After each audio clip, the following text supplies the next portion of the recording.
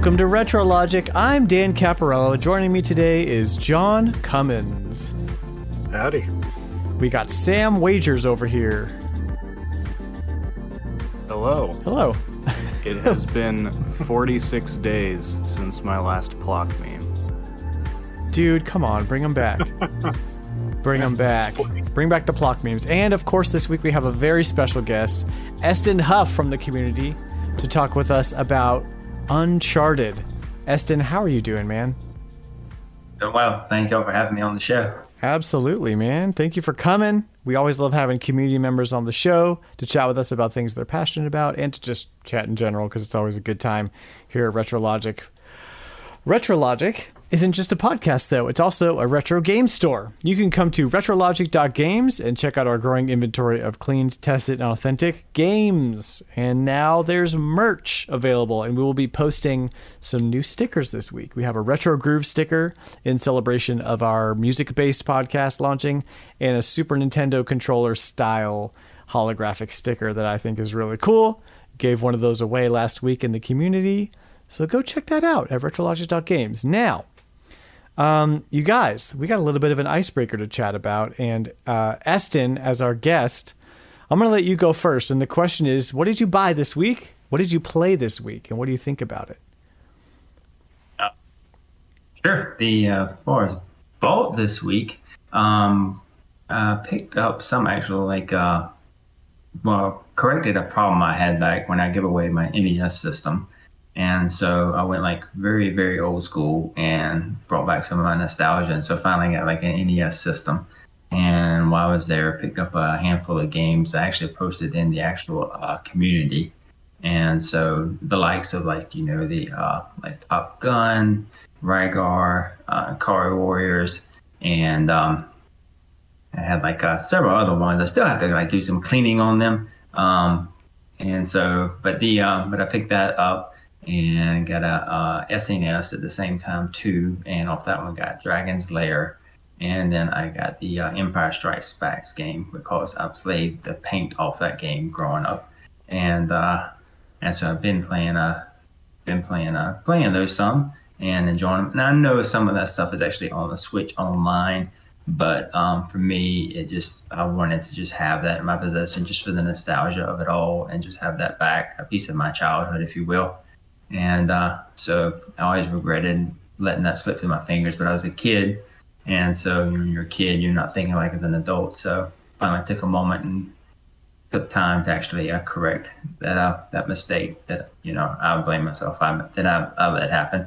Because my parents had asked me, hey, we're moving. Do you want to put this in the garage sale or not? And so I was like, yeah, sure, go ahead.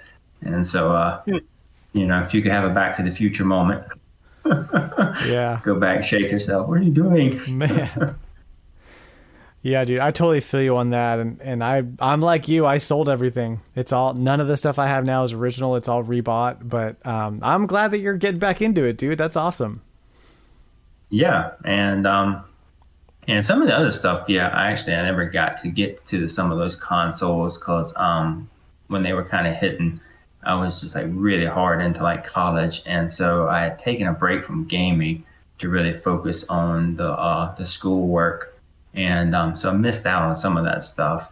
And some of the stuff y'all post in the community has really been fun for me to read and educate myself on and see what all I missed out on, and just kind of mentally file that away and be like, oh, okay, that's something that definitely I want to get my hands on at some point and try out, and I missed that. And it's not out of disinterest. It's just out of I had at that time much bigger hurdles I had to clear in life. Totally. That's how it all starts. You plug in your old system, you pick up the games you wish you didn't sell, and you learn about the games that you didn't have. There you go. Now you have money for them, so. It's a slippery slope. It really is. Yeah, it is. No, trust me. I went through that route with the Amiibos. I'm like, I'm going to just get these 4 because they'll help me in Breath of the Wild. And then you can probably see over my shoulder now a couple of them. I mean, it's some of those back there, the original Monster Hunter released, and all those back there are the actual Fire Emblem Amiibos. And so nice. That's just a slice of what I have. I mean, if I pan down into that cabinet, you would see tons of Amiibos. Awesome. Don't use them all, but hey, I'm not getting rid of them. No, I don't think I've used an amiibo in probably 3 years, but I have a Oh, really? bunch. I use them weekly. Oh, okay. You got to get those. If you still play Monster Hunter, it's a nice way to get those armor spheres. Oh yeah.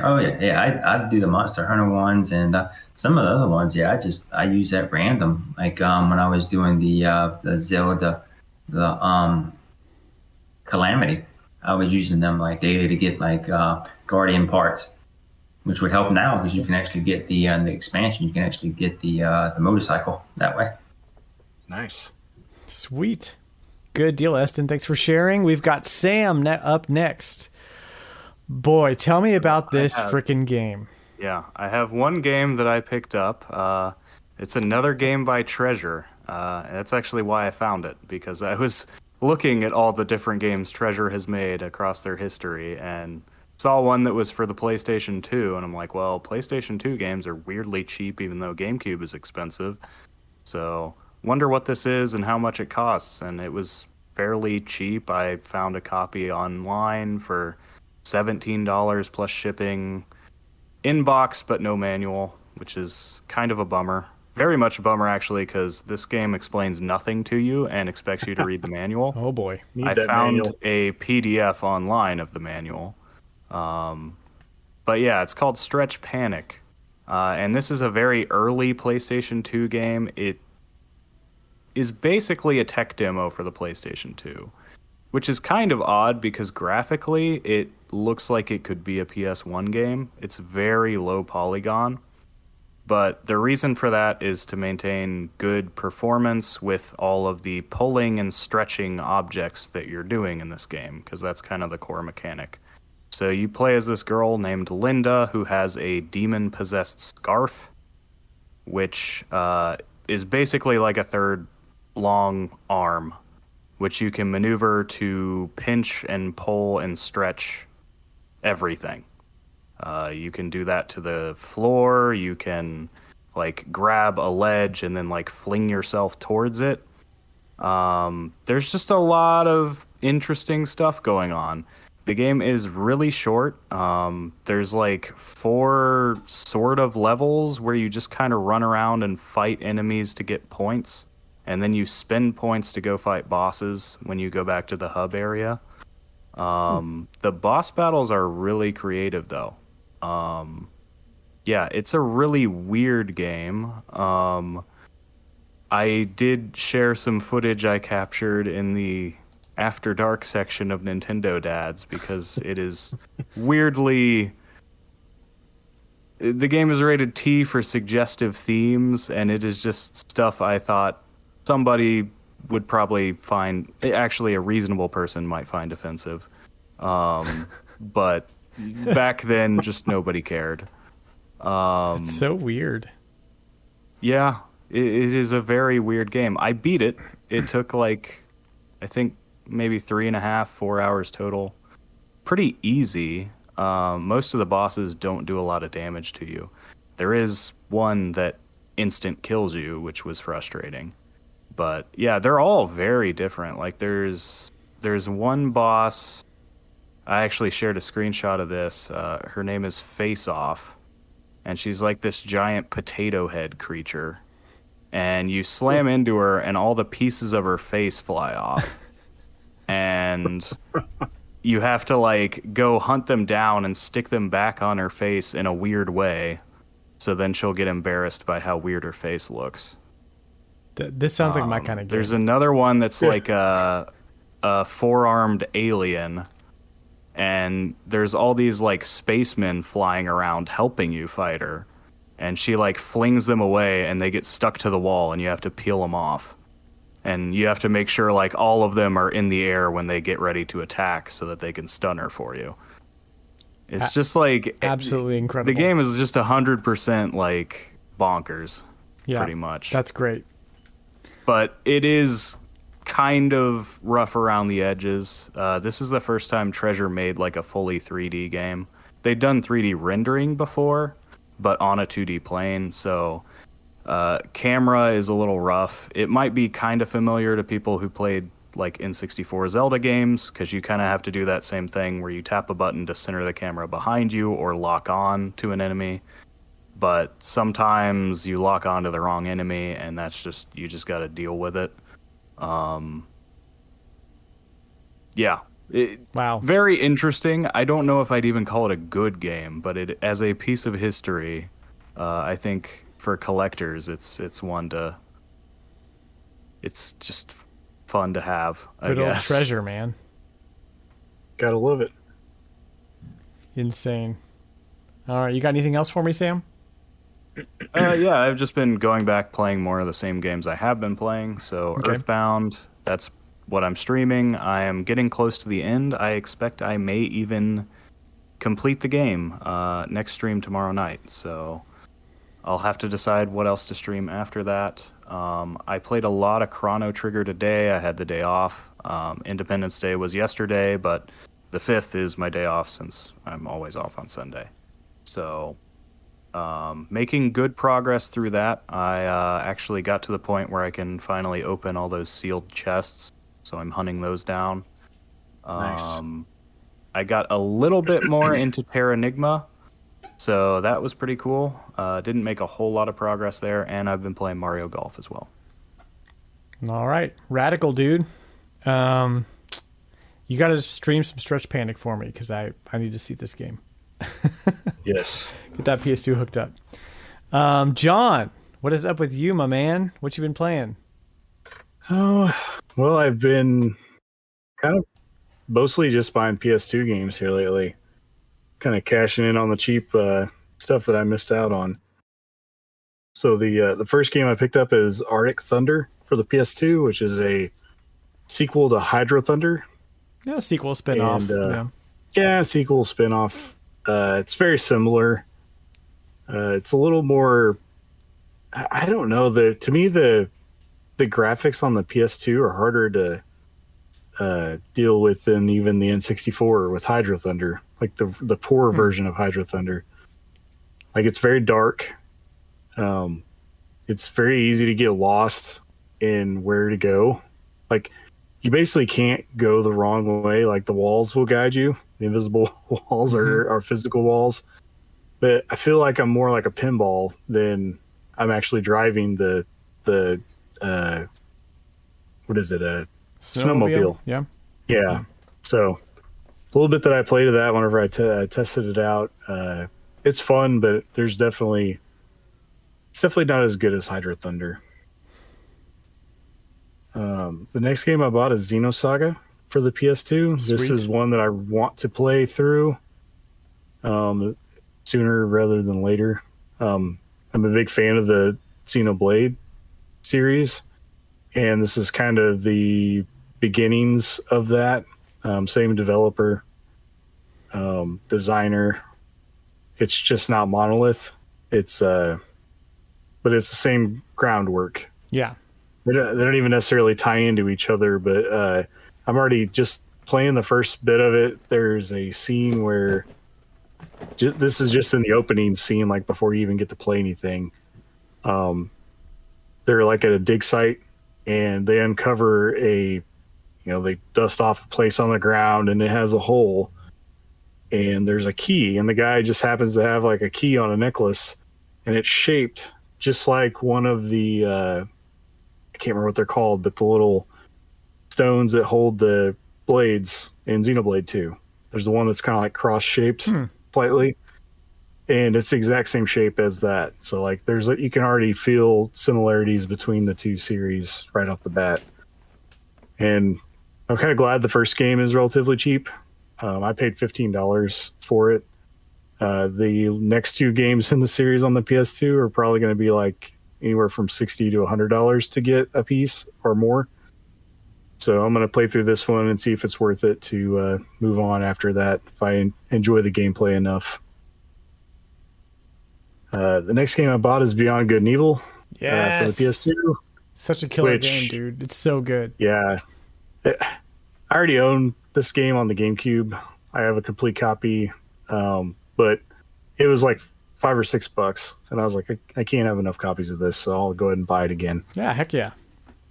And The next game is Final Fantasy 12, which again I already own this several other places, but building my PS2 library, I wanted to have this game in its original form.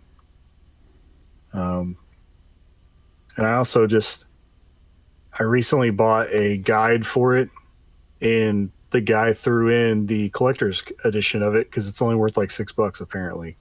So I've got a steelbook copy of the collector's edition coming as well. Nice. It came with the guide that I bought, so that's even better. Let's see. I also bought Resident Evil Code Veronica X for the PS2. This is a game that Liam and I were talking about a little bit, and it's pretty pricey for the GameCube. I think it's over $100 now. And oddly enough, you can get the PS2 copy for about $8. So, well, definitely, yeah, I'm definitely going to play it there and not worry about spending all the extra money for the GameCube copy because they're going to be very similar. mm-hmm. I also bought Metal Gear Solid 2 for the PS2. This is Sons of Liberty. I think it's the first one. Because I think there was a few... I don't know if they're spin-offs or just continuations of That game's the so story. freaking weird. I don't know. Yeah, I wasn't Metal Gear 100% Solid. sure. Yeah, Nobody knows. Well, I'll have to get Well, my 'cause brother there's- on to talk about it because I have I no know idea. the GameCube one was later, and I think it added stuff. Snake Eater? yeah. Snake Eater, yeah. But there's When's also... Snake Eater is Ar- 3. That's right. Oh. But there's Metal Gear Solid 2 Sons of Liberty, and there's another Metal Gear Solid 2 game that's called something else. But I got this one and the guide for like $10. So I was like, I'll grab it. It's Metal Gear Solid. I haven't ever really got into the series, and I figured this is probably not a bad place to start. It's close to the beginning, and it's not a PS1 game, so it's probably going to be a little bit easier to digest than the PS1 version. Yeah, I tried with 4. That was a bad idea. Yeah. Not a good point to jump in. No, probably not. I think the only one I've ever played was the original one on the Nintendo. Yes, Remember, right? and that's not they even had Metal the Gear pitfalls that Solid. would open up in the ground. God, those things are so frustrating. Yes. I Yeah, like it's that a- game. Yeah, Metal Gear is good. Metal Gear Solid is a totally different style of game. It's more of a stealth-based game. Yeah. But anyway, I got that, and I also picked up a copy of Wild Arms 3 for the PS2. And this is another series that I don't really know a whole lot about, but I know it's just from hearing other people talk about it, it's a pretty competent RPG that I would like to try out at some point. 3 is not where I really would like to start, but it's probably the cheapest one you can get. And I have the first... I go have ahead, played Sam. Wild Arms 3. Yeah, it's pretty fun. I never finished it. I don't know if I'll ever have time to finish it now. I don't know if I'll make time for it on top of everything else. But yeah, if you like Final Fantasy and you're like, you know what would make this better is cowboys, then this is the game for you. No, I have the original game on my PS1 Classic. I don't know if it's one of the games that play well or if it's one of the ones that play like garbage on there. Because different ones play better than others. Some have better frame rates. There's just all kinds of stuff going on with the PS1 Classic. But I definitely might try to fire that up at some point and play the first game a little bit and just see what it's about. The second game is pretty hard to get a hold of, and most of the other ones are. But at least I have these two, and I can kind of get a feel for what I want to do with the series. And that's pretty much what I picked up. A lot of And love I for haven't the really played. a lot of love for the PS2 these days, guys. I like it. Yeah, you trying didn't to- get the memo. It's PS2 week. Yeah, it's cheap game week is what it is. Now, here's the problem though. The games that I want to play on the PS2, Ape Escape 2 is $40, Ape Escape 3 is $60. There's not happening. Just not happening. yeah, So, I don't think I paid $40 for all the games that I just picked up. exactly. The game that I want to play though, well. Oh well. What did you play this week, John? So I don't have a whole lot of stuff that I played. I I played Mario Golf, obviously, trying to practice up for the tournament. And I played the Monster Hunter Stories 2 demo and played all the way through that. It was fairly quick. It was almost 4 hours. Loving it. Yep, went ahead and played through that before it comes out next week, or this week now. Yeah, Friday. And then, last but not least, I played several rounds of Donkey Kong Hockey with my son. And I don't... Tell people what this is. What is Donkey Kong Hockey? So have you actually seen Donkey Kong Hockey, like how it works? No, I know I showed a picture. Nobody knows what it is yet. What is it? Okay. It's a Game & Watch. It's a Game & Watch verse. It's a micro verse system. So this is a 2-player Game & Watch that is a hockey game.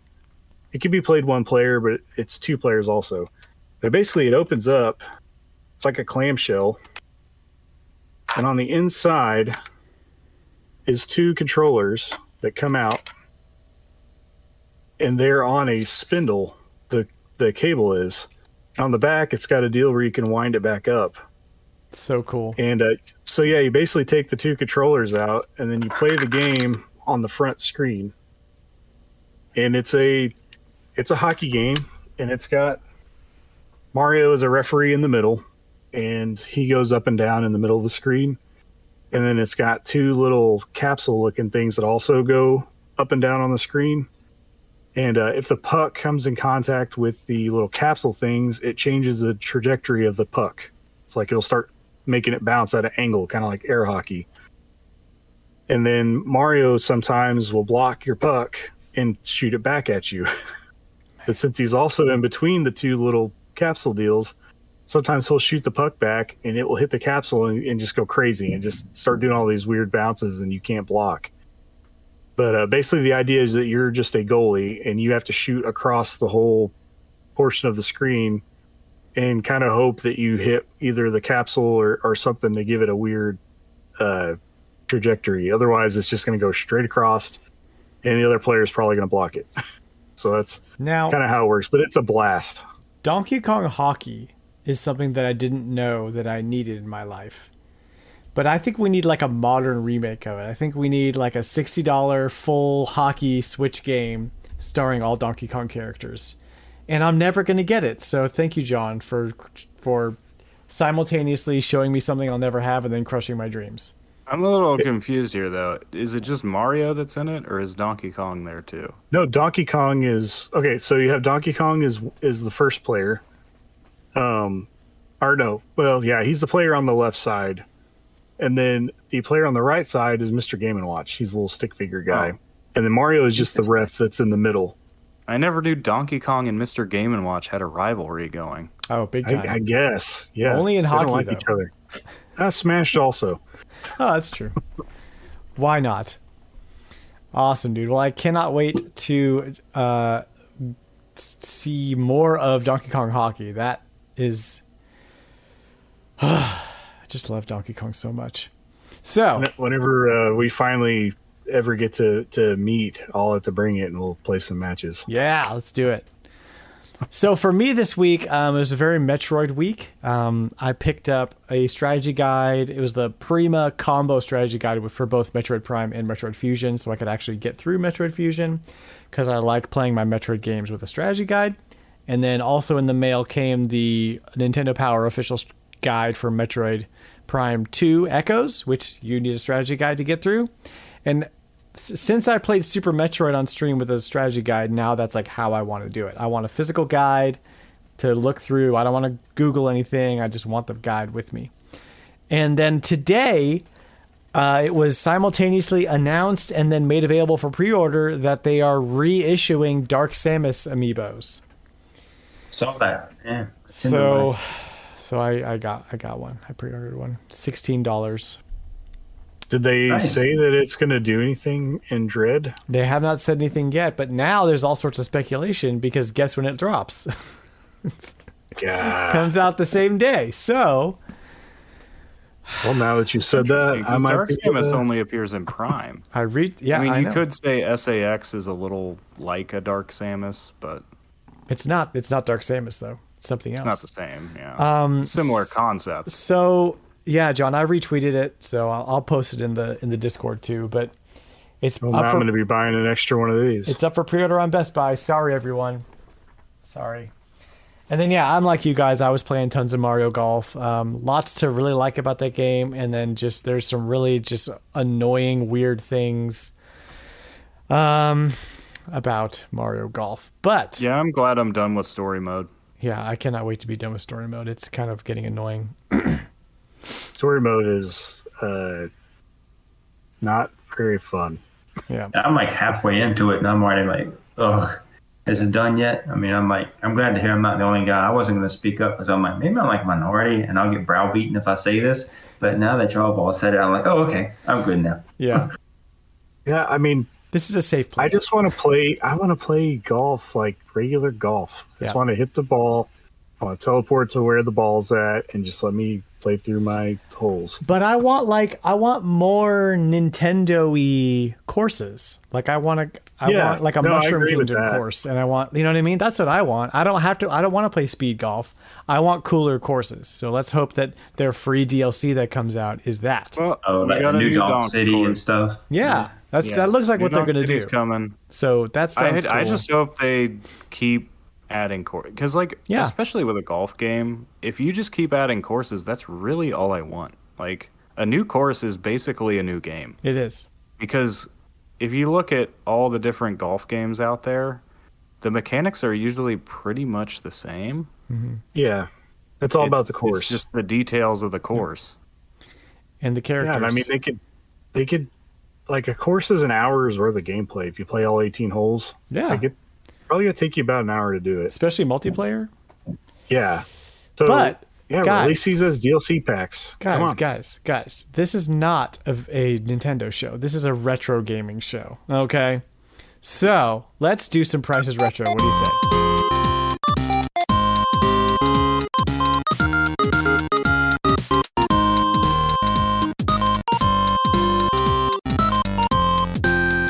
So, if this is your first time playing Prices Retro, here's how we do it.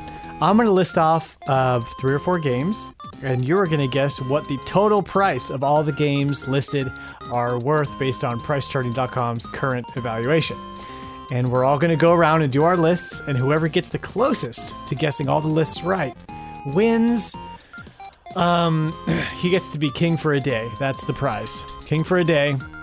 And you get to tell the rest of us what to do. Whether we do it or not is up for debate, but you can just king your heart out. So, you know what? Let's have Sam go first. And we have Eston with us, and we have 1 community member list.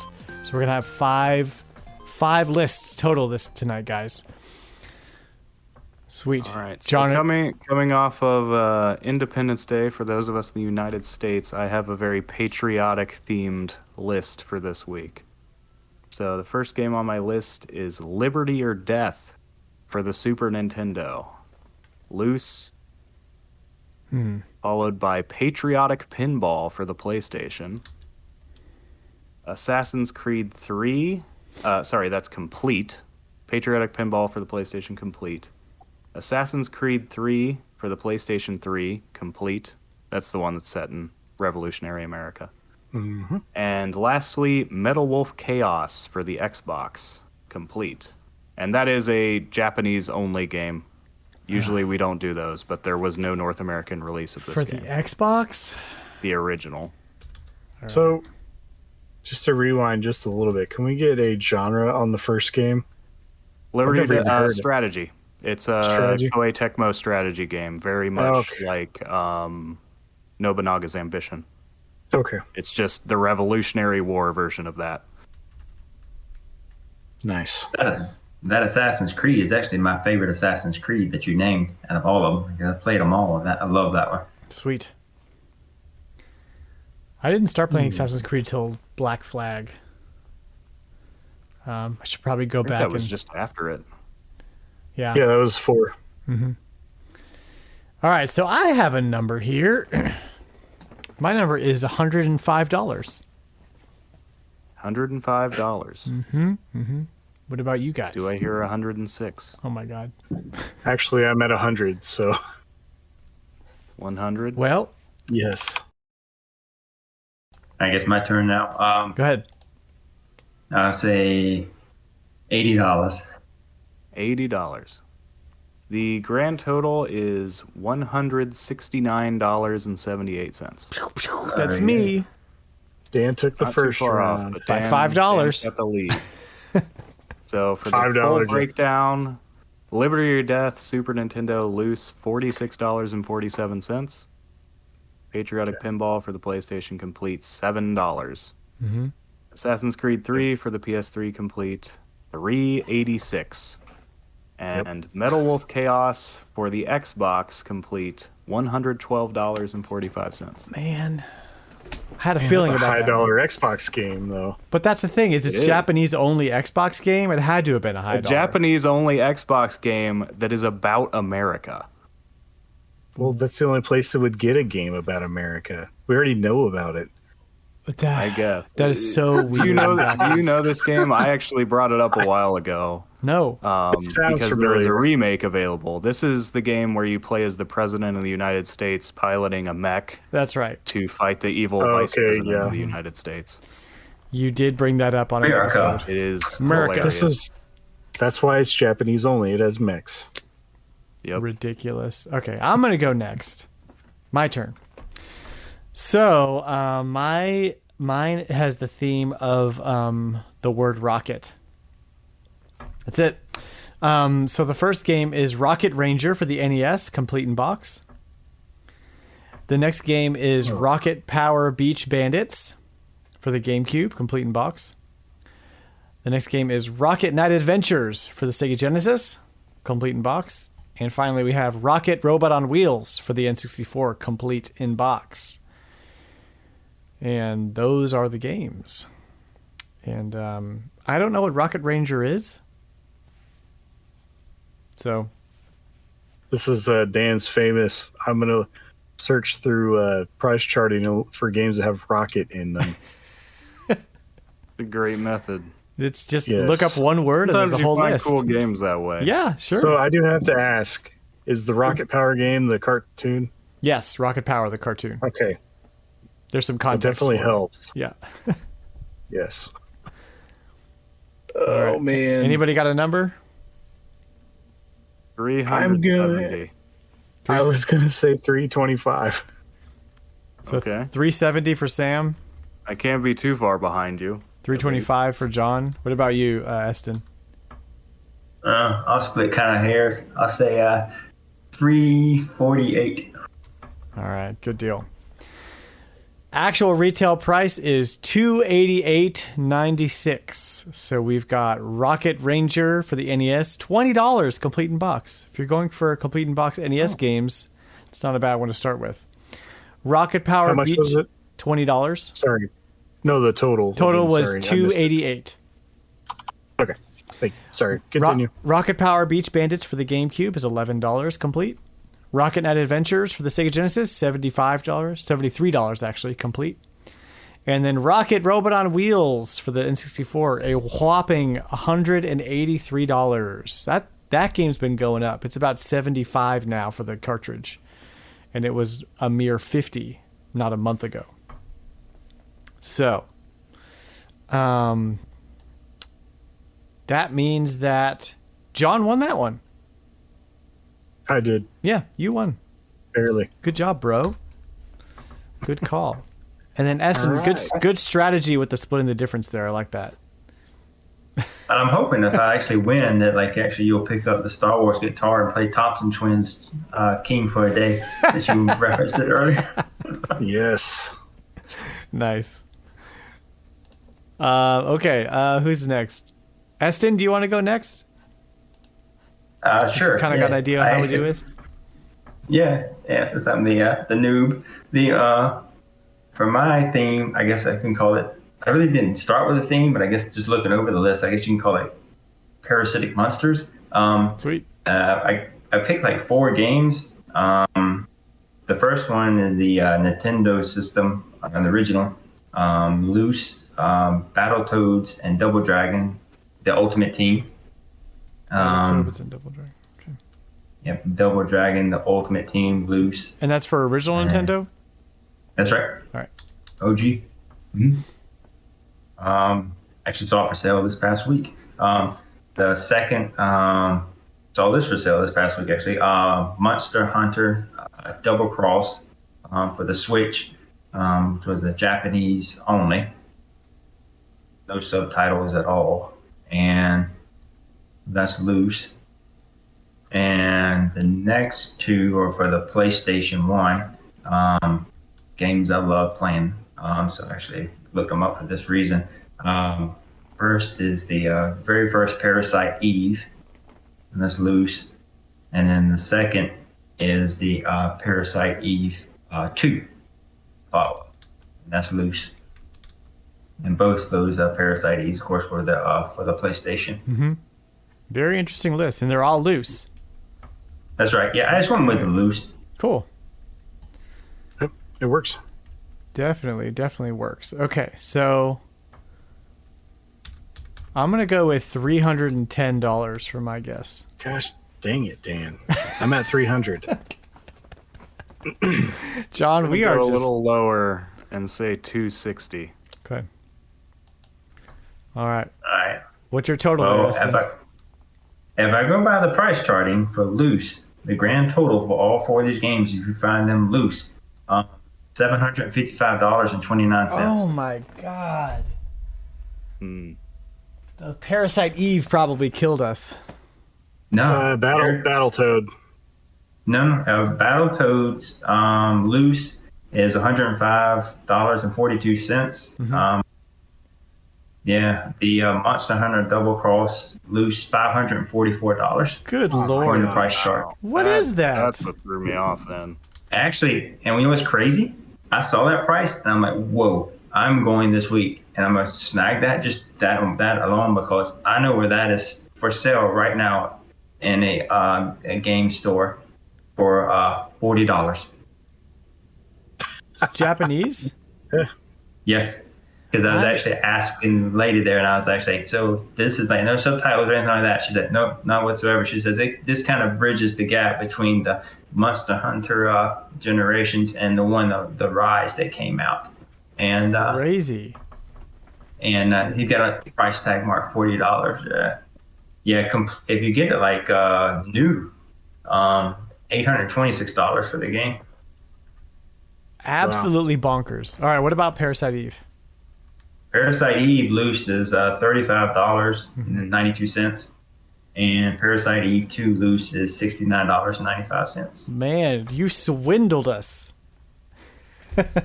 Yeah, I was banking that Monster Hunter game was only going to be around $100. Straight up. I had like 40 on that thing. I still am surprised by these Switch games going for that Insane, much. dude.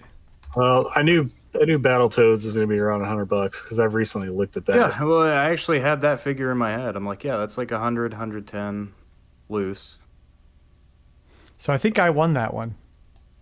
You did. Yeah, you guessed Right the highest. on. We were all low. All right, John, it's your list. All right. So mine's pretty easy to figure out what's going on. My first game is Wild Arms 2 for the PS2, complete. The second game is Wild Arms 4 for the PS2, complete. Third game is Wild Arms 5 for the PS2, complete. And the sixth game is Wild Arms Alter Code F for the PS2, complete. Are these Never all... even heard of this Alter Code F. Is that an RPG, Alter Code? Yes. It's like a spin-off game. Well, John, I've got $100. $100. Okay. Let's see if I can be wrong both ways today. 600. All right. All right, Eston, what are you going to do with that? That's a spread. No, this is all PS2. I do not PS2 know the games. series. PS2, and they're all Wild Arms games. It's an RPG Yeah. series. I'm gonna go probably like like I don't know, crazy safe and say $195. Okay, it's good. It's a good safe bet. All right. The total of my list is $504. Golly, I win that round. Sam, you freaking jerk! I knew a couple of those were over 100. I have didn't no know- idea what Alter Code F is, but I'm sure it's rare. I don't know any of this stuff. Man, dude. Most of those spin-offs are pretty hard to get on those games. All right. I So we figure have- if I know a little bit about the series and have never heard of this spin-off, it's probably rare. Yeah.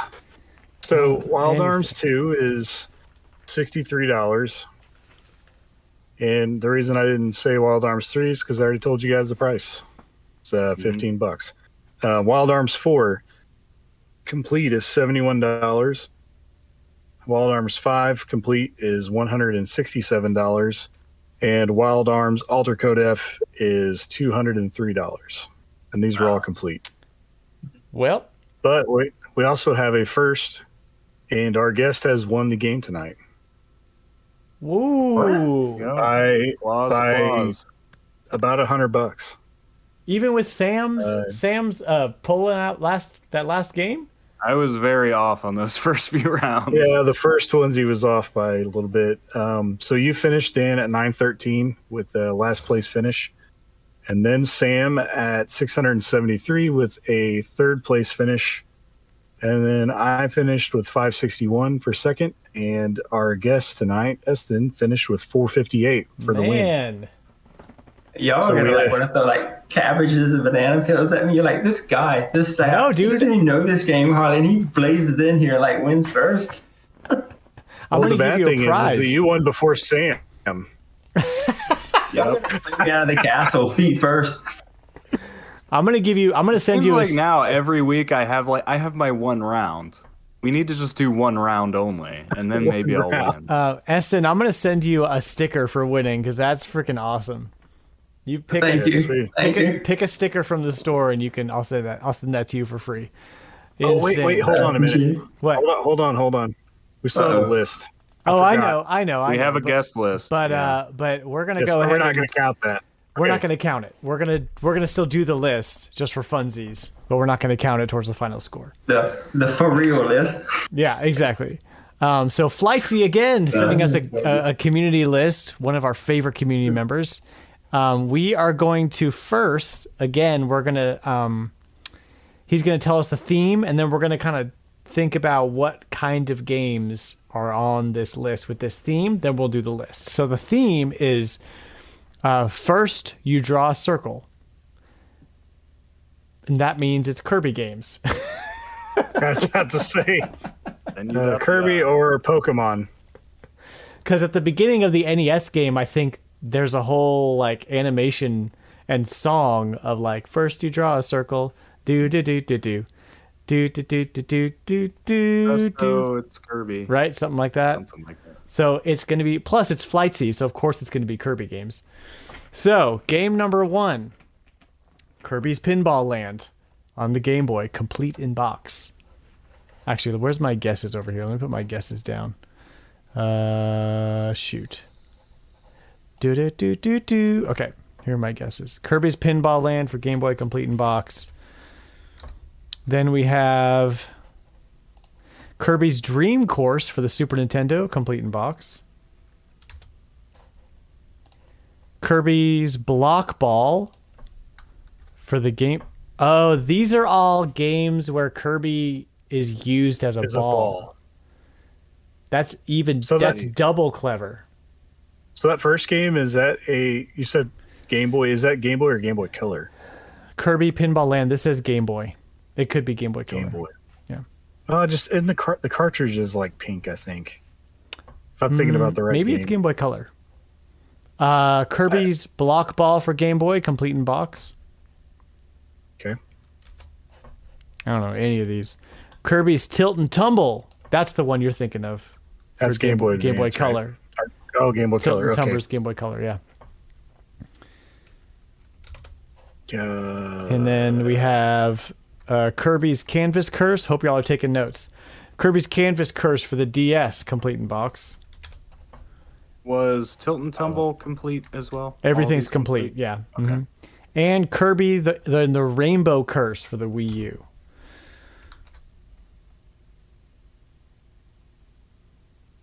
So,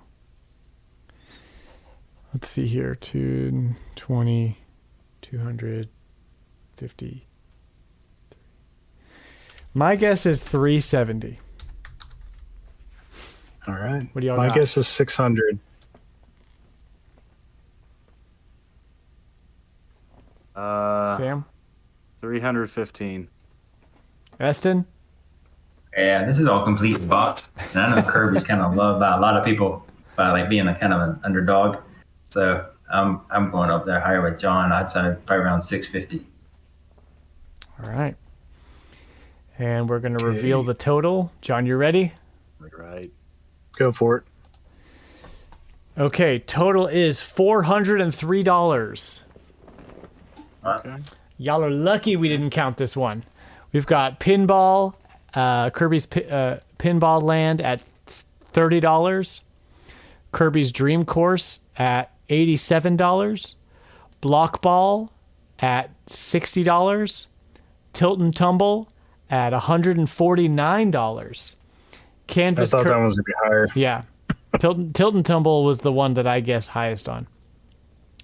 Canvas Curse was 48. Rainbow Curse was 27. And I thought Rainbow Curse was higher than that, but No, should it's probably- cheap. I need to pick that one up because that's a good one. And so that means that I think I won that one. You did. Bing You were only bong. $33 off. See, I keep winning the individual rounds, and then I have one screw up. Third place, last place. He's got a theme explanation for us. He says, I've wanted to do a Prices Retro list all about Kirby spin-offs based on the simple fact that Kirby is basically a circle for a while now. I like to imagine an executive at Nintendo calling a meeting and going, guys, I just had the best idea. What if we made a spin-off about the fact that Kirby's a ball? And then they made 6 games about it. Originally, I was thinking of using the variation of that imagined scenario as a theme, and then I remember that Kirby's Adventure title screen, there's a little jingle telling kids how to draw Kirby, which we referenced earlier. It goes like this. First you draw a circle, then you draw the eyes, add a great big smile, and presto, it's Kirby! The first line talks about Kirby as a circle, based for all the spin-off games. This made a really good fit for my Prices Retro list, and the fact that not everyone would necessarily know there's a phrase where the phrase is from would make people's guesses interesting. So here we are. Well, Flightsy, you didn't know you were dealing with the Retro Crew because we know the song. At least me and Sam do. And Brick Ball is a sleeper hit. That's a fun game. What is It's it? basically Breakout. Oh, It's Breakout right. with Kirby. Yeah. Or Alleyway. Right on, right on, right on. Good. Well, guys, let's get into our weekly topics for this week. Congrats again to Eston for being the first guest to ever win a game of Prices Retro. It had to happen eventually, and I'm glad it's you. And it is documented. So we've got weekly topics. We're going to chat a little bit about our crossplay game this week. We have our live community discussion on Thursday at 9:30 p.m. Central Daylight Savings Time. And we're doing Chrono Trigger. Registration is required. It's in the crossplay channel of the Discord, our community crossplay channel. So go sign up if you want to join us for a live chat. That will be a podcast that we post. And you will be able to hear my final thoughts about what I've played of Chrono Trigger at that time. Spoiler alert, I give up. I saw that in the chat. Yeah, Discord. Yeah. Having a real hard Letting time. Lavos win. Having a real hard time with that game, but I'm glad people love it. Now let's jump into a little bit of news, you guys. Now, here at RetroLogic, we don't normally talk about rumor or speculation because it usually doesn't happen. But this is something that I personally would really like to happen. And so it's near and dear to my heart. And what it is we're talking about supposedly a new Donkey Kong animation in development to coincide with a whole Donkey Kong push that's supposed to come. And if you can tell by my shirt and my chair, I am a little bit obsessed with the big ape from the Big Ed.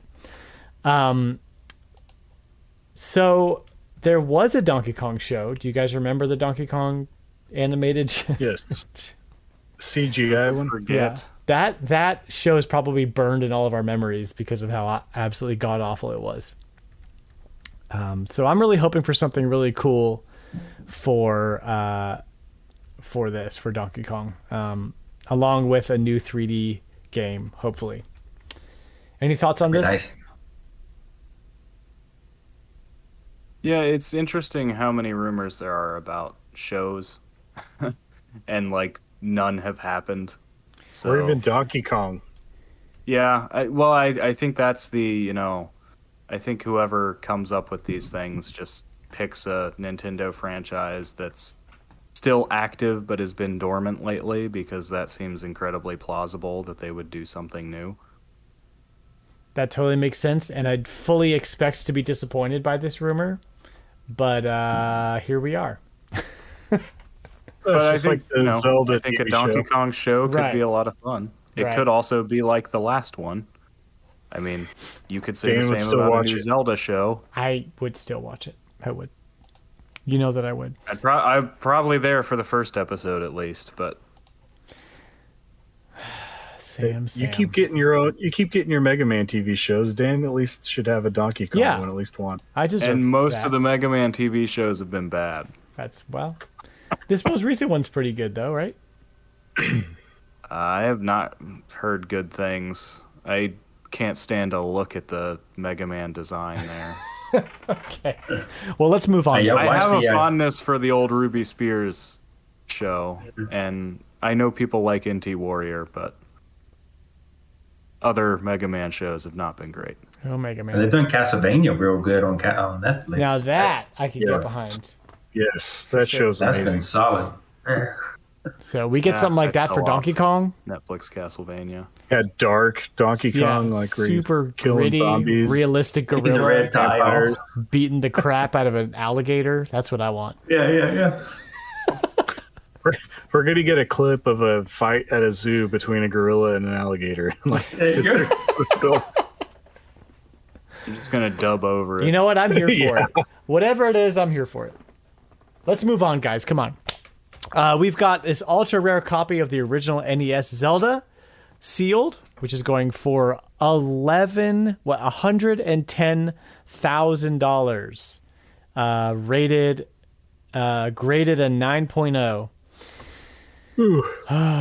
Which is kind of insane. The last huge auction we talked about was Super Mario Brothers 3 with the 3 in a weird place, and then before that we had the original Mario Brothers going for $600,000.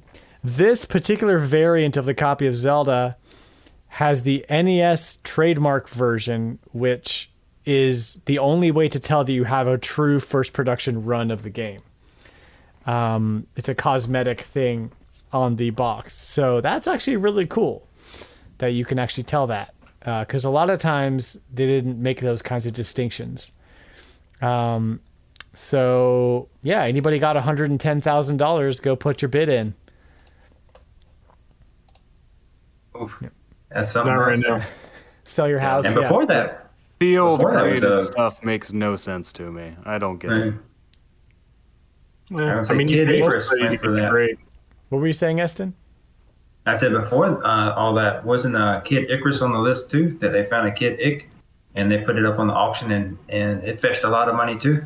Oh, I think that was one. Yeah, somebody had a sealed copy. They like found it in their Yeah. attic or something. I think I remember that. Yeah. Awesome. I And rent then, these games in my attic. yeah. Yeah. Just need to buy a fully furnished house and pray there's something in the attic. John, you put the Game Boy Operator, GB Operator on our list for news. Why do you talk a little bit about it? You're picking one up. I want to know what the deal is. So basically, it's a physical piece of hardware that connects to your PC that allows you to run a Game Boy, Game Boy Color, Game Boy Advance emulator on your PC. But it's different. I mean, you actually have to have the cartridges to run. It's more like a Retron type deal. But the cool thing about this is it actually lets you save the games legitimately through the save system on the cartridge rather than through save states.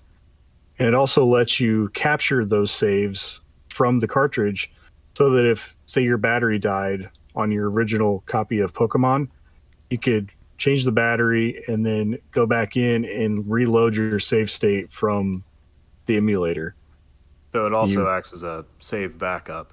A save backup, yes. Isn't that is it the newest Retron? There were some issues with like it doesn't do that. Like I think it so. will keep its own save for you, but it will not write to the cartridge. Correct. I think it was cheap.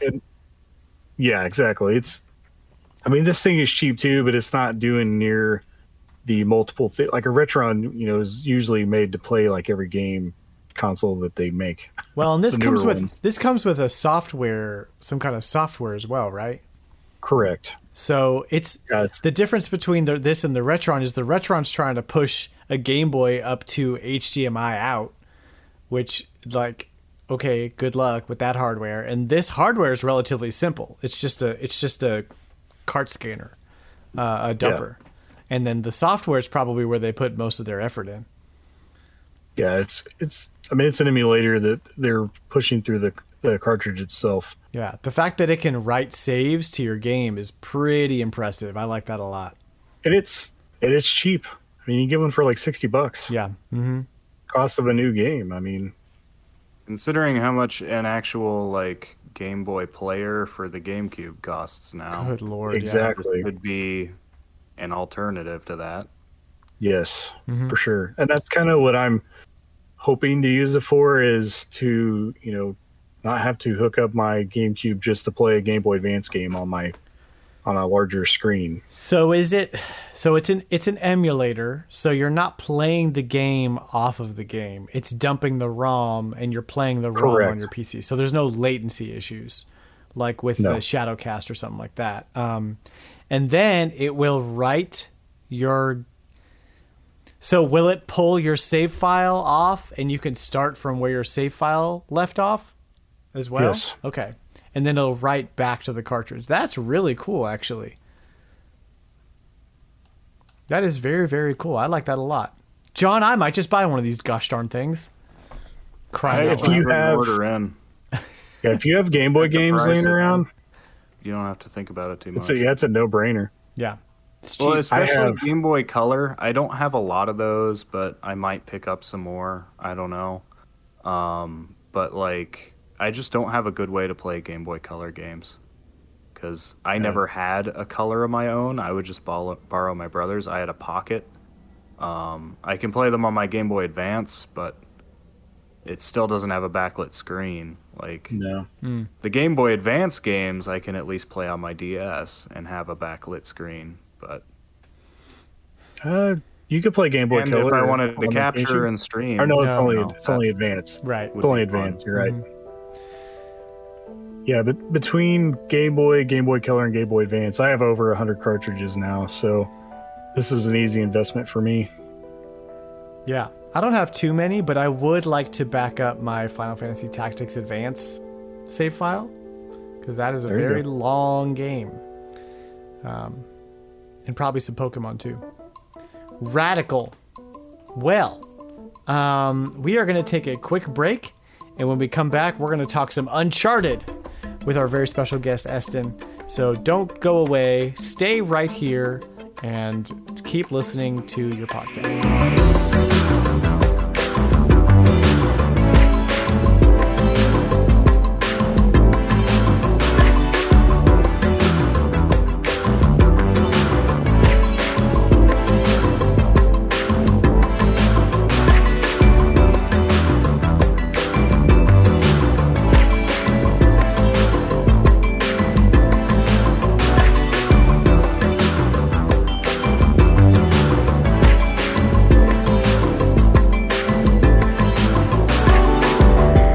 Welcome back. We are going to chat with our buddy Eston about Uncharted. 4 games in the series, plus some extra spin-off stuff. And it's apparently one of your favorite game series, Eston, right? Why don't you tell us a little bit about your history with the game, where you started, and just what's your why do you love it so much? Sure. Started like the original one. Got into it on the PlayStation because I was just enjoying the first one. I thought it was really beautiful as far as the scenery was set, tropical, and it was. I wasn't much of a shooter guy, and so I didn't really get into it because it was just like all the shooting that you got to do. I mean, it's definitely the first one I feel is very shooter heavy. As the series kind of went on, I feel like the games became a lot more meatier as far as the story, and not as much as like, you've got to go through waves and waves and waves as far as like shooting enemies to get to your next objective. But again, the first one was just the visuals for me as far as like where it was set at. And by the time I started playing like the second one, I really started enjoying the story. And when they really started introducing, the first one they introduced his first kind of love interest. It really wasn't a love interest at the time, just the one that he met. And then she popped back up in the next one, and then they introduced another female, and they started kind of playing them off of each other and kind of getting them kind of caught in the mix. And so then it started really having kind of a more of a character development with him, and it really also with the kind of the father figure Sully that's in there. They did really well with that character development as far as adding him into the plot line. And as the series went on, they've introduced some more characters into it, like his brother shows up that he thought was like dead, and they've incorporated incorporated him into the storyline really well. And another thing I've liked about the series is but if you're really an Indiana Jones fan and at the same time an Assassin's Creed fan, it kind of touches on both of those in a way, because there is a lot of like his history involved in it, and they incorporate it in a kind of a learning experience while inside the game. And I enjoyed that a lot, because there was some stuff that I would like while playing the games. I'd be like, oh, okay, some stuff about some cultures, and I would actually go online and read about them to see about some of these gods and these different cultures and these different religions, and to learn, about who they keep talking about, who they're looking for and stuff. And even the standalone one they did with Chloe, and like that one was solid too. And that one just has like his brother in it, and it's really good. I mean, it's a really great series, and I mean, it's sold really well on the PlayStation. And now, it's done so well they're actually now starting to make a movie with it. Mm-hmm. And they actually made like a fan-based movie with Nick Fallon, if I remember right. And at what's his name? We all love from Teenage Mutant Ninja Turtles. He was in the fan-based movie. Ernie Reyes Jr. was in it, and everyone thought that it actually was going to become like the cast that they were going to use. The guy who was going to play Sully was the guy. His name escapes me, but he was in Avatar. He was the guy that had the scars all across his face, and he was kind of the bad dude in Avatar, the older fella. And those have been some great choices. But I mean, they've cast like different people, and like, of course, they have like Holland that's going to play as Nathan. But it's just really, I mean, it's just outside the actual, just the shoot 'em up where you're just going through waves and waves and waves. I mean, a lot of people gave the first one kind of bad reviews. They thought, God, this guy's a homicidal maniac. He's having to kill so many people throughout the game, because it is a lot of like shooting throughout the game. But again, reflecting what I've said, I felt as the games went on, I mean, you're still having to do a lot of shooting and killing, but I felt like it became not on the level that the first one was. Right.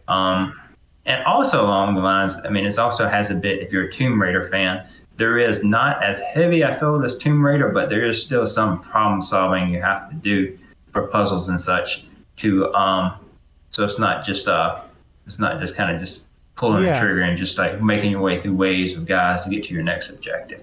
There is like downtime where it's just having to just figure out puzzles. And Tomb Raider seems to lean heavier on like the metaphysical or like supernatural side of things, whereas Uncharted is much more backgrounded in reality.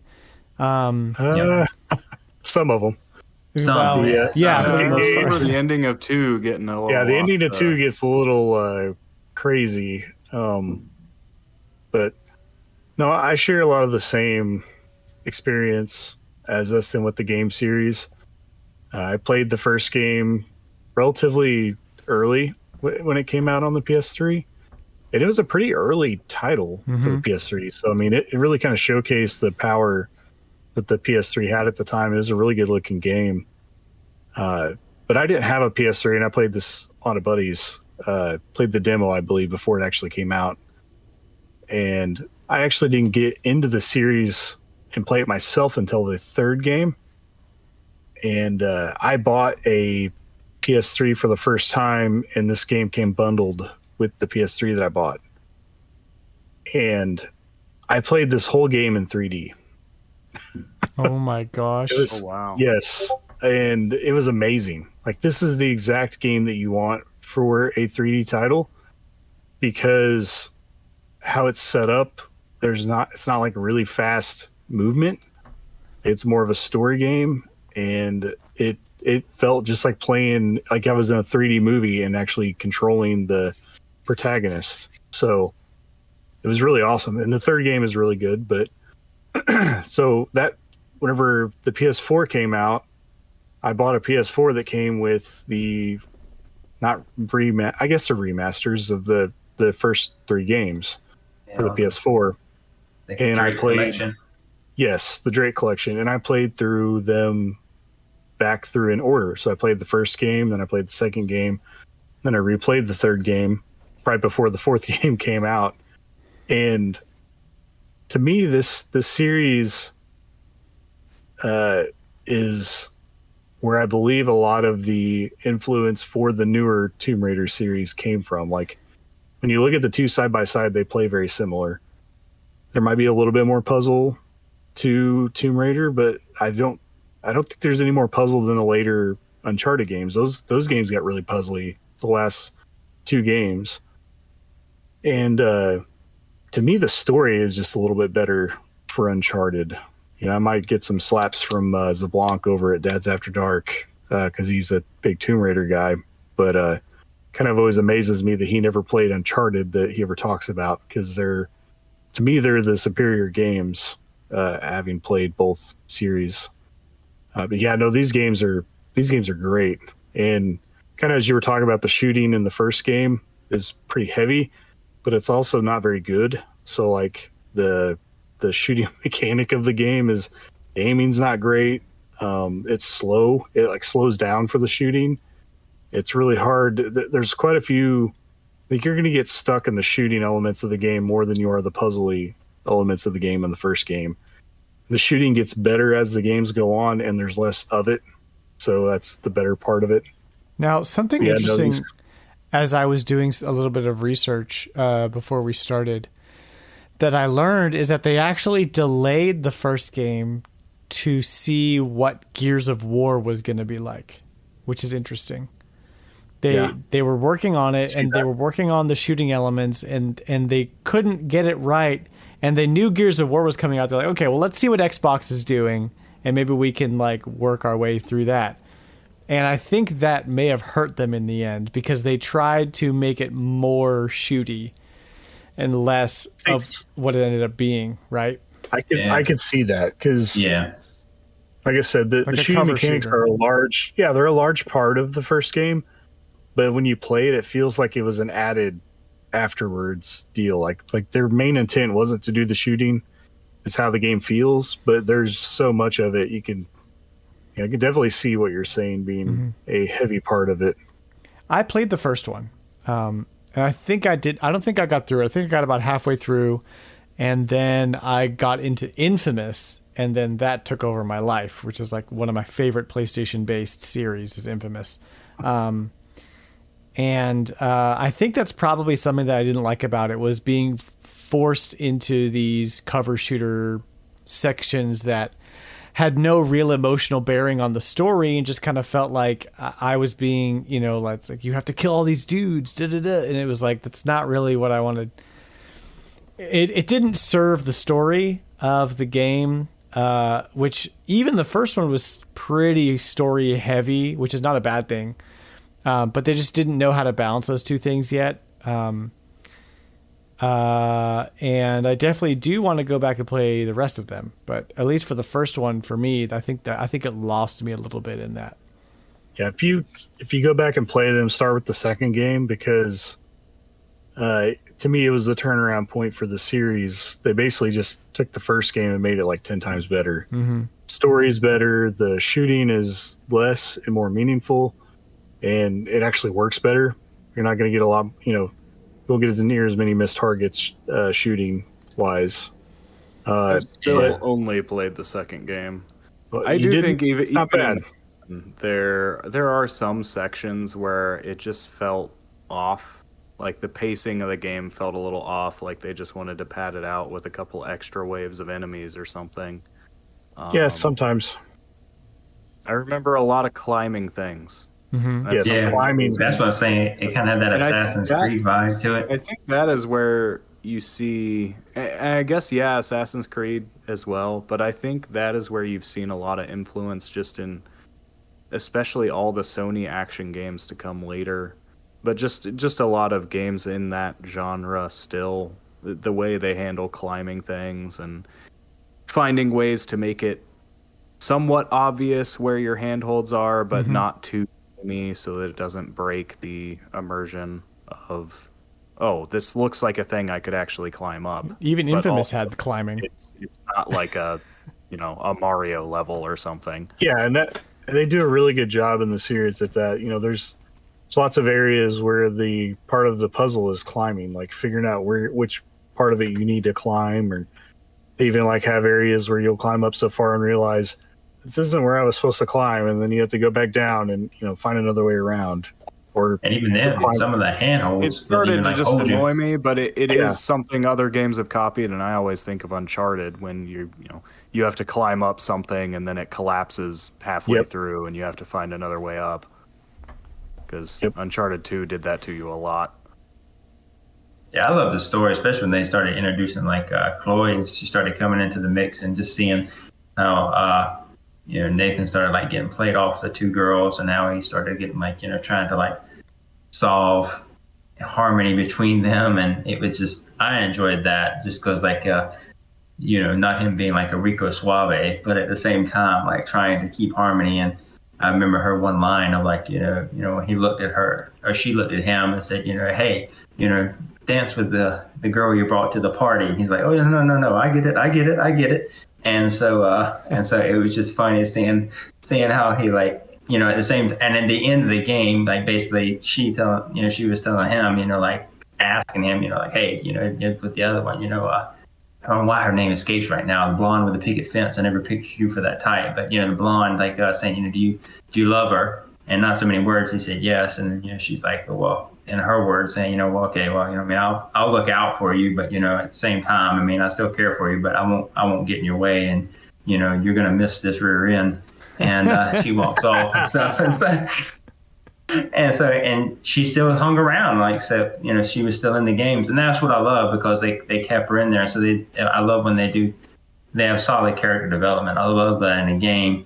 And you're talking about like with like Tomb Raider. I mean, they've got some chicks in this game. They have great character development. They're just not like eye candy that just kind of come along that are 36, 24, 35, and you're like, oh, okay, yeah, she looks nice and stuff. Okay, well, she's gone from that scene. That was just eye candy and stuff like that. So it was and then plus, like I said, just other characters they brought into it, and it was that's why I'm really excited about the movie, because I could think they do it. They could really do it right, and because it's like you're saying, there's so much like history there that they could bring in this real grounded history that you can like actually go online and read about. And so it has that kind of Indiana Jones vibe to it.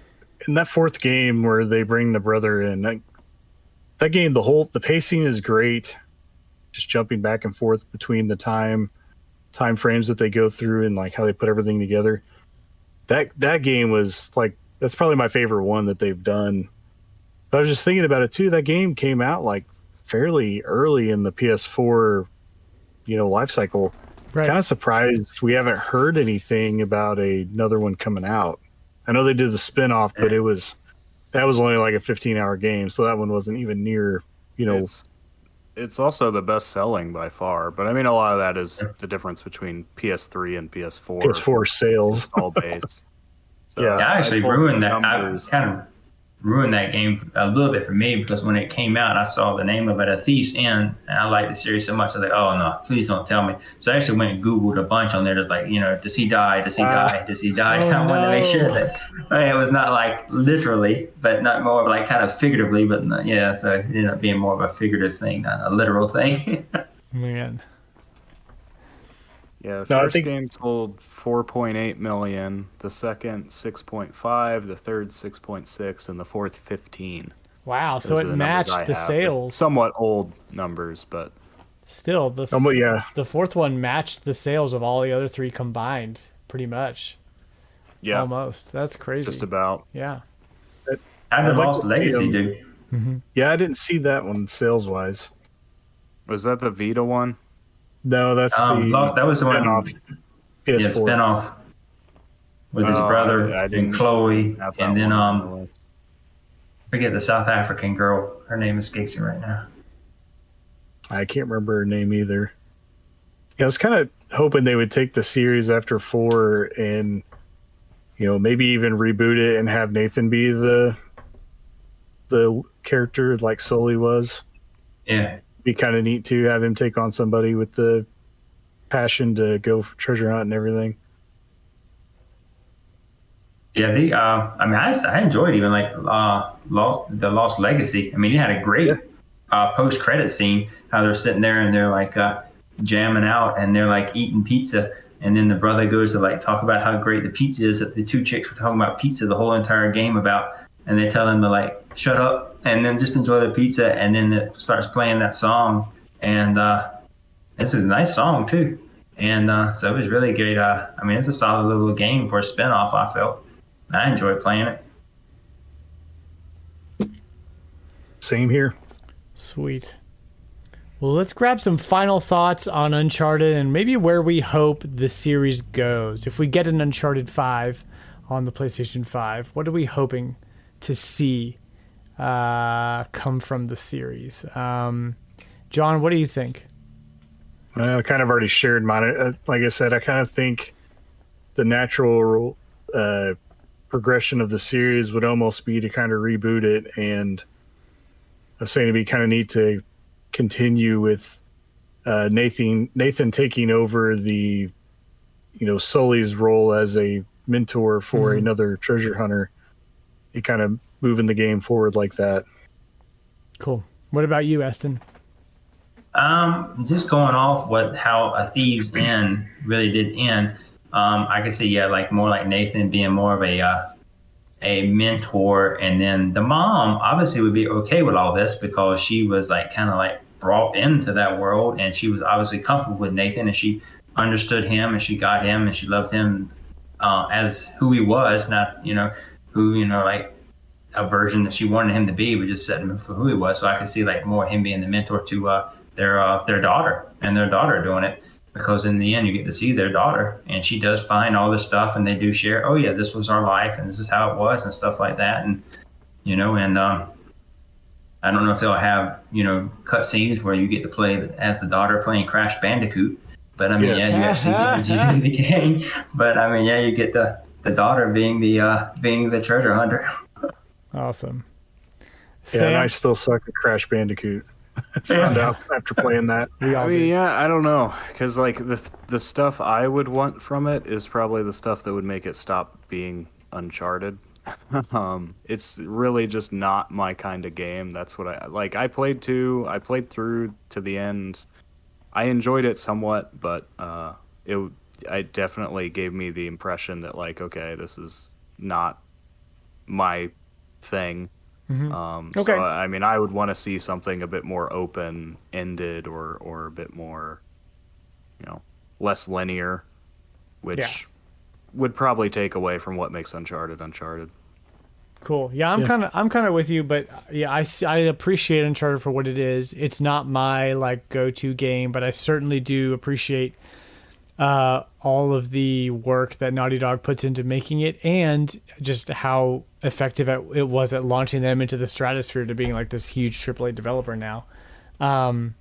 So I don't have any comment on that, but I really want to thank Eston for coming on and just sharing his love of the game.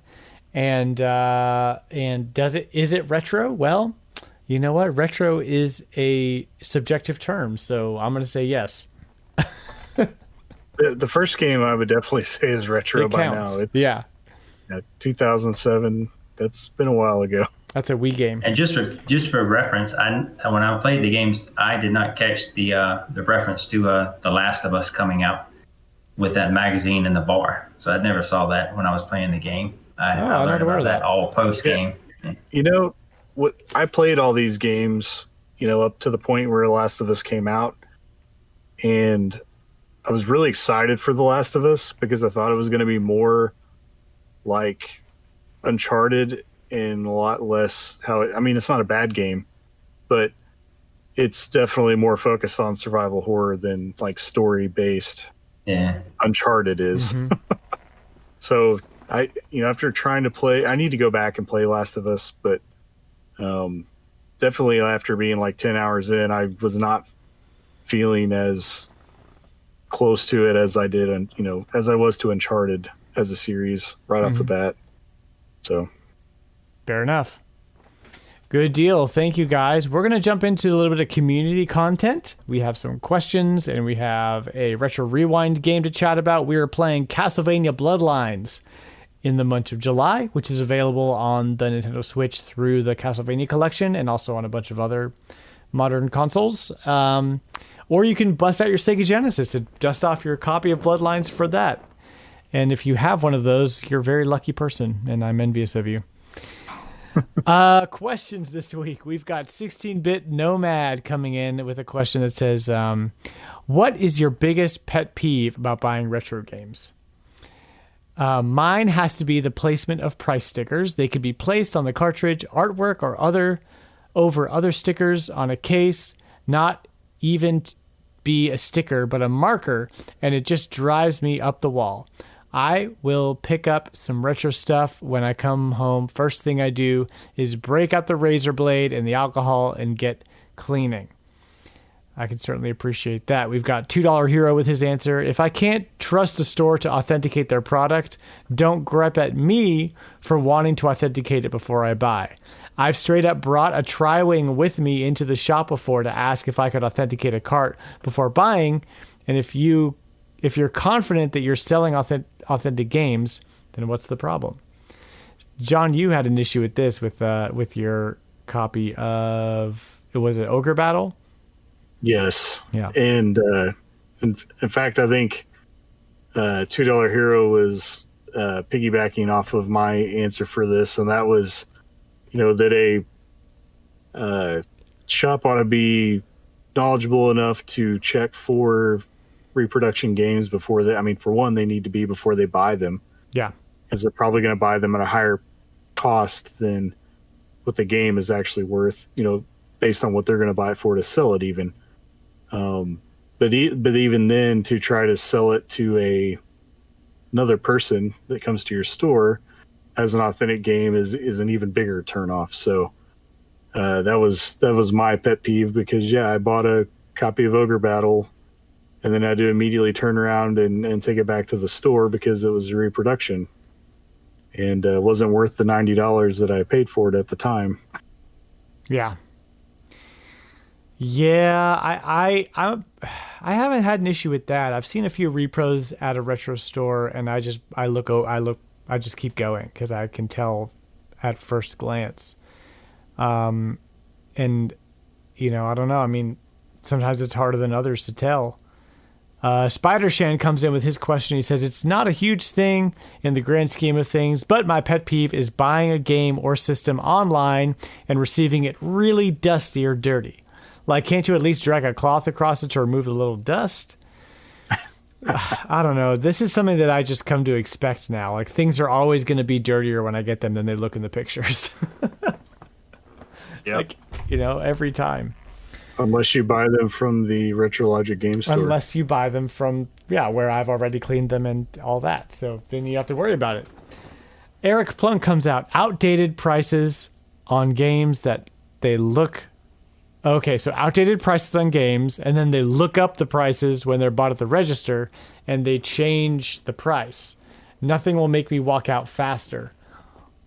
I haven't had that happen to me, but that would totally, I would be like, no, I'm not buying it now. Like, nope. Yeah, I haven't had like a price revision, but a lot of places just don't. I mean, they price at register basically. Mm-hmm.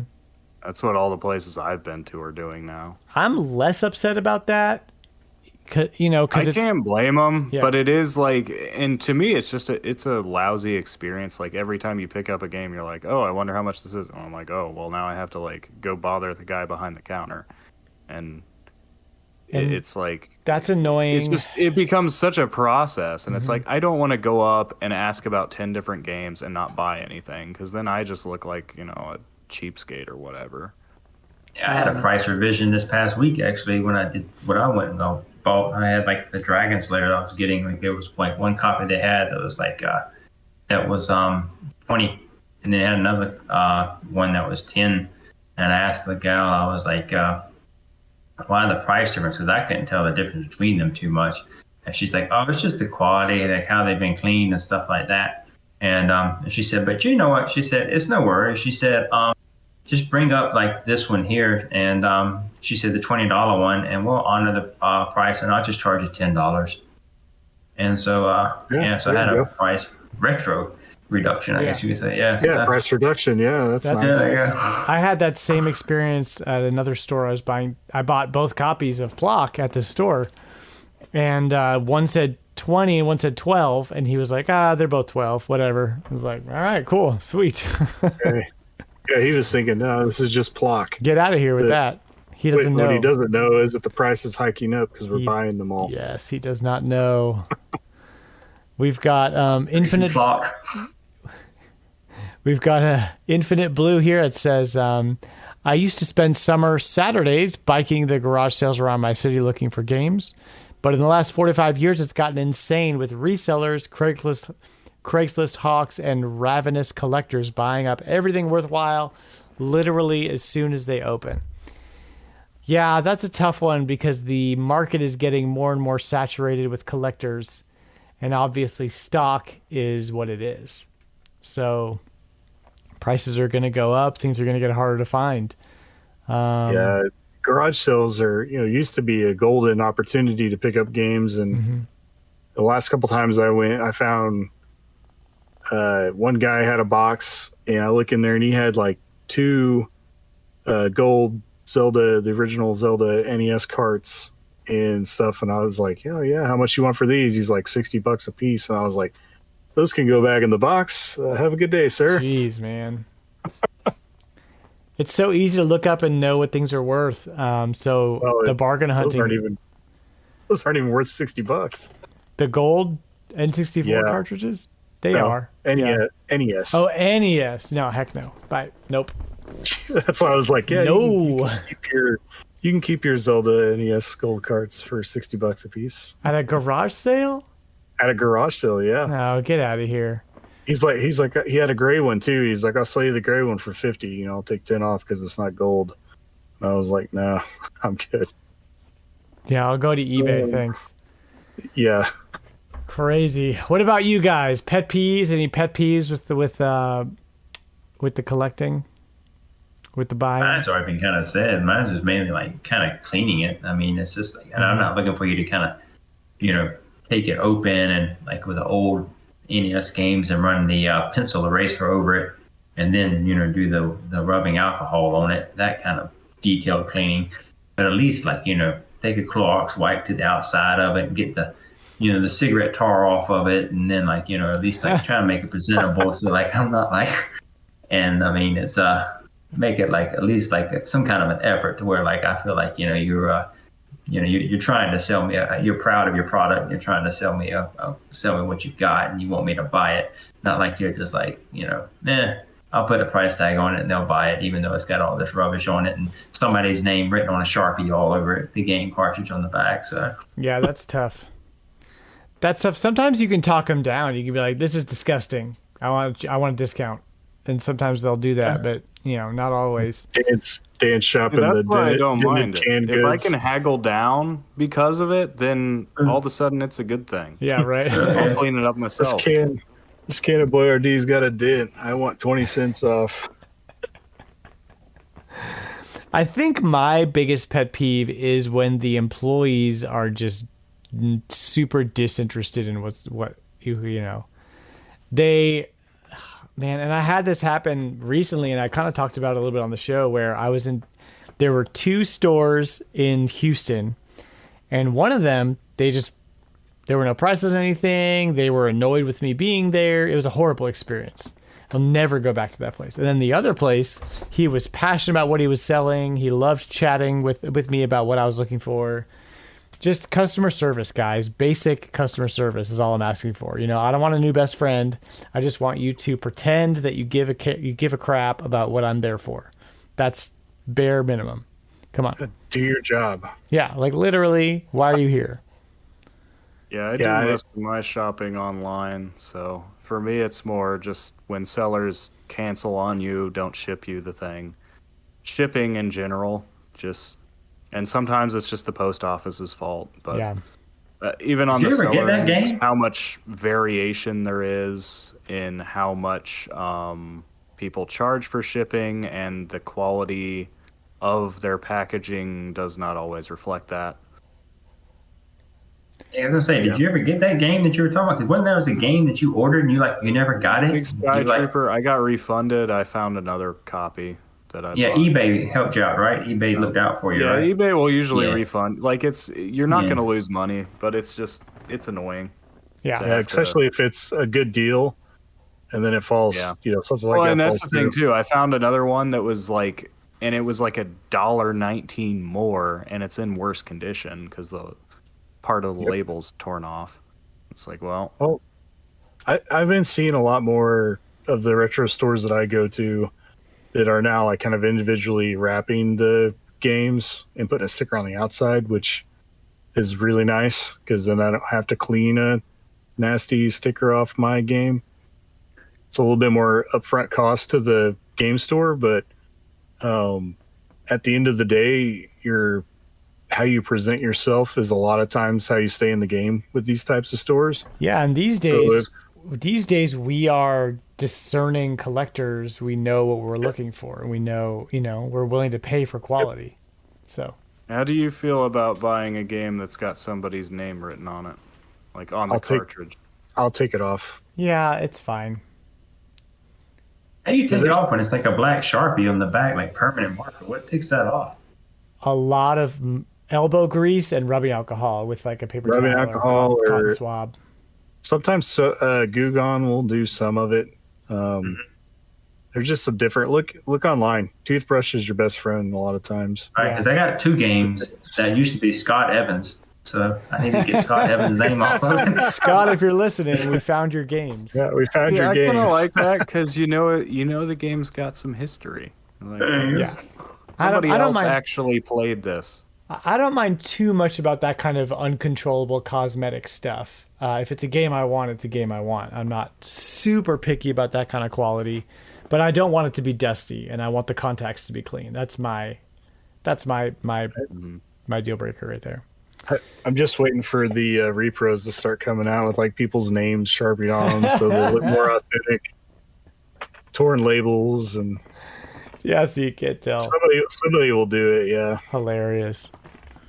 Awesome. All right. Well, we are going to save our second question for another week, but I want to thank our guest, Eston. Liam. I almost called you Liam. I was on another podcast earlier today with a Liam. Our guest, Eston, solo something in the Discord, coming on and sharing his love of Uncharted and just having a good time with us. I appreciate you coming on. And I want to thank my co-hosts, John and Sam. Eston, do you have anything social media wise that's going on you want to share, like where people can find you or any projects you have going on or anything like that? No, I don't have anything like I'm not like on social media as far as I'm in Discord on a lot of people already know me on like the the RetroLogic Discord, the Nintendo Dads Discord, and the Nintendo Pals Discord, and then on the All In Discord. And so I'm on those Discords. But as far as like on Facebook or anything like that, I mean, I'm not on there. Project wise, and I'm talking with one of the other community members that does streaming, and there's a game we play together quite often. And he's asking, can I get you in some nights when I'm doing streaming, have you in playing the game with me while I'm streaming, so people hear your voice and stuff like that. Are you okay with that? And I'm like, yeah, no, I'm fine with that. Totally, What's the 100% game? fine with that. What's the game? Well, it's game. I don't know if this crowd likes it a lot, but it's be Fortnite. Okay, cool. Yeah. And so that's what we're doing. And so I told me that's fine with that. And so we would be looking at embarking in on that. And so looking forward to it. And he's from our community. I don't think he'll mind if I like drop his name, but No, go for it. K9. Yeah, K9 Cantina. Sweet. Yeah. Oh, And, yeah. He just recently joined RetroLogic, so that's cool. Yeah. Yeah. Hopefully you guys drop a Yeah. link in the community community content channel, and we can share that for you. Get you guys boosted up. I a little appreciate bit. it. Yeah. And so he's more the kind of the driving the wheels on it, because he's streaming. And so he said, I just let you know some of the nights when we're recording and stuff. He's already done some recording while I've been playing with him, just for stress testing stuff. And so yeah, I told him I'd be fine.